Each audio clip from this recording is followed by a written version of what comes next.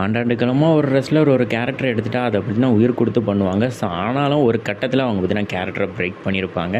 ஒரு ஃபன்னினாலேயோ இல்லை ஏதாவது ஒரு மிஸ்டேக்னாலேயோ அவங்க கேரக்டர்லேருந்து வெளியே வந்திருப்பாங்க.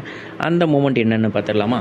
2009 பார்த்தீங்கன்னா ஒரு ட்ரிபிள் தட் match Kofi Kingston, Randy Orton, John சினாக்குள்ளே நடக்குது. இந்த மேட்ச்சில் பார்த்தீங்கன்னா மேட்சோட ஃபினிஷிங்கில் பார்த்தீங்கன்னா கோஃபி கிங்ஸ்டன் ரேண்டி ஓர்டன்ட்ட பன் கிக் வாங்கி தோக்கணும். ஸோ அதுக்கான பொசிஷனுக்கு பார்த்தீங்கன்னா ரேண்டி ஓர்டன் போயிடுறாரு. ஆனால் பார்த்தீங்கன்னா கோஃபி கிங்ஸ்டன் அந்த பொசிஷனுக்கு போகல.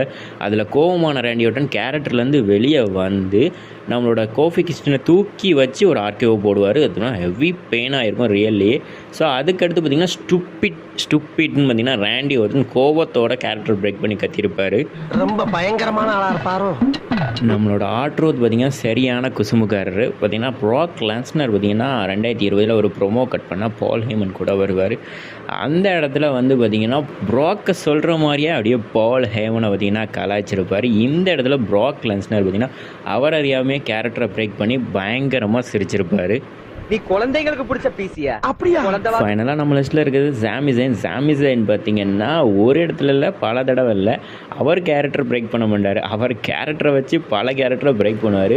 லாக்கர் ரூமில் பேசும்போது நம்மளோட ரோமன் ரெயின்ஸையும் ஜெய் ஓசியையும் கேரக்டர் பிரேக் பண்ண வச்சுருப்பார்.